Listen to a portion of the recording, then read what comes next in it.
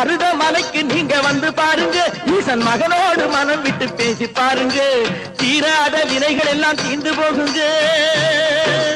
சத்தியமா சொல்லுறேன், தீராத வினைகள் எல்லாம் தீர்ந்து போகுங்க.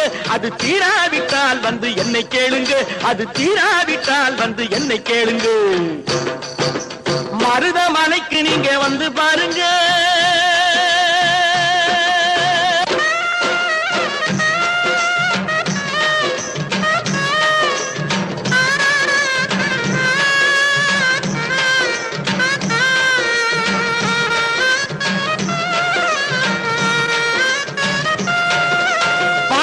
சிவனாரும் மிதிச்சமலை, இங்கு பாம்பாட்டு சித்தர் வந்து வசிச்சமலை.